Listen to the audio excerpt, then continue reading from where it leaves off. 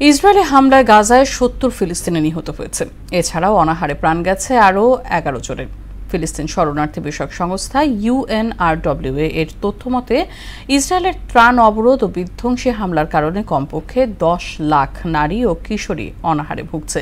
এদিকে গাজায় যুদ্ধ বন্ধ ও দ্রুত বন্দি বিনিময়ের দাবিতে তেল আবিবে বিক্ষোভ করছে হাজারো মানুষ। বিস্তারিত কাজী শাহরিনের ডেস্ক রিপোর্টে। হামাসকে নির্মূল করার নামে গাজায় নৃশংস মৃত্যুর খেলা চালিয়ে যাচ্ছে নেতানিয়াহু। একের পর এক হামলা চালিয়ে গত ২৪ ঘণ্টায় গাজা জুড়ে ৭০ ফিলিস্তিনিকে হত্যা করেছে ইসরায়েলি সেনারা। এতে আহত হয়েছে ৩ শতাধিক মানুষ।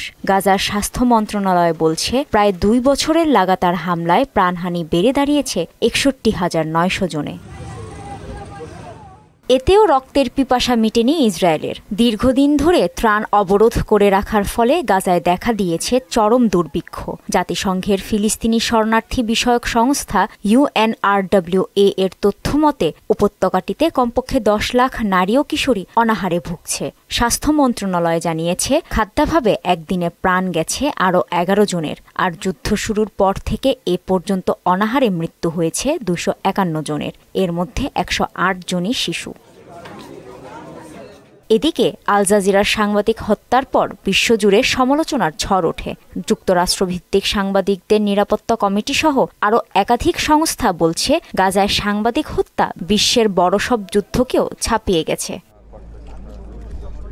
চলমান পরিস্থিতিতে গাজায় অতিসত্বর যুদ্ধ বন্ধ ও বন্দি বিনিময়ের দাবিতে তেল আবিবে বিক্ষোভ করেছে হাজারো ইসরায়েলি দৈনিক হারেটস জানিয়েছে, জেরুজালেমের প্যারিস স্কয়ার, হাইফার হোরেফ সেন্টার সহ বিভিন্ন স্থানে মানুষ দফায় দফায় বিক্ষোভ করেছে।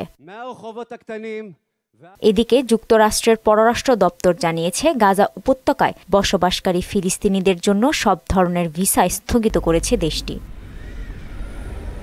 কাজী শাহরিন, মোহনা সংবাদ।